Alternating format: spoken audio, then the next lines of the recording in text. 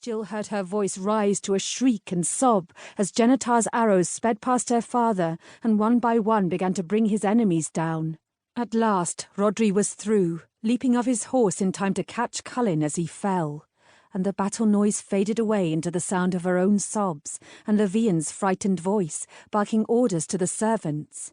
Jill looked up straight into Levian's face and realised that her ladyship had her arms tight round her. Leaning over her was Dwygin, captain of the fort guard. "Your Grace!" he burst out. "What?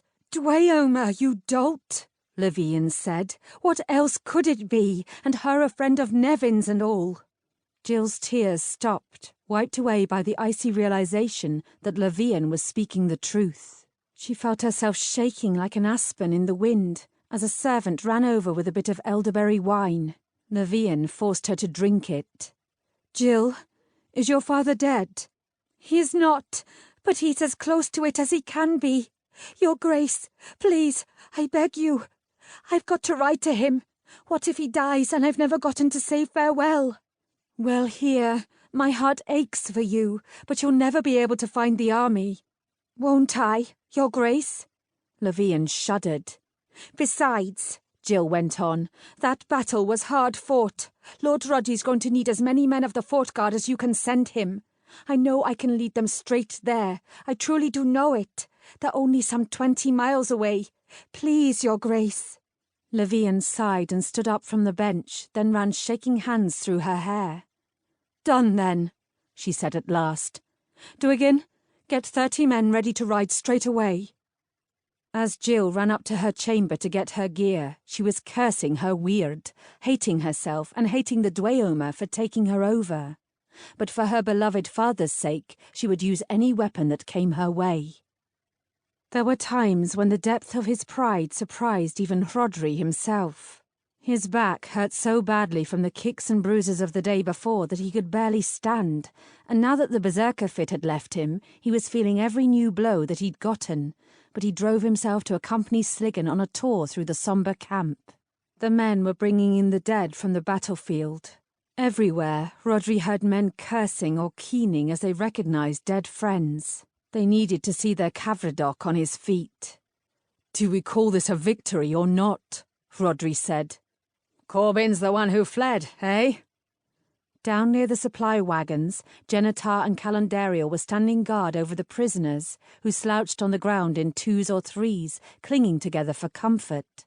Most were wounded, but they'd have to wait for the chirurgeons to finish with Rhodry's men. "Any news of Cullyn?" Genitar asked.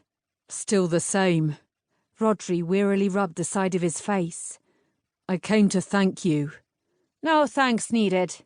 He did his best to save the life of a friend of mine. I would have loosed more shafts, but I was afraid of hitting you and your men. I came close enough to killing Cullyn as it was." "Better you than one of those scum." "Well, you pulled him out in the end, eh?" Sliggan laid a fatherly hand on Rhodry's arm. "All that matters, eh? In the laps of the gods now." Rhodry nodded. He could never explain, not even to himself in any clear way, just why it was so important that he be the man who saved Cullyn. He should have pulled him out of the mob just so they would have been even on that favour. It was important, perhaps the most important thing in his life, that each owe the other nothing, and yet he couldn't say why. His tunic red with gore, Aderin trotted up with a couple of servants laden with medical supplies.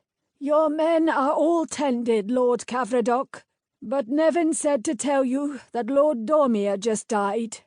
Rhodry tossed back his head and keened. Now a noble-born man had died for his sake. Sliggan tightened his grip on Rhodry's arm and swore under his breath. "I'll be working on the prisoners," Aderin said. Beckoning to the servants, he walked away, looking for those who were the worst off. "Ah, by the hells," Genitar said. "I still don't see how Corbyn got away. I was sure you and Dormir had him trapped." "So was I." Sliggan shook his head in furious bafflement. "It was foul, stinking, evil luck, that's all. Lots of little things like Dormir's sword breaking. And then that horse went down in front of mine and I couldn't reach him. Luck. Ill luck." One of the prisoners laughed, an hysterical mutter under his breath. When Rhodry swung around to look at him, he flung up one arm and cringed back. His blonde hair was crusted with blood. "I'm not going to strike a wounded man," Rhodry said. "But what are you laughing about?"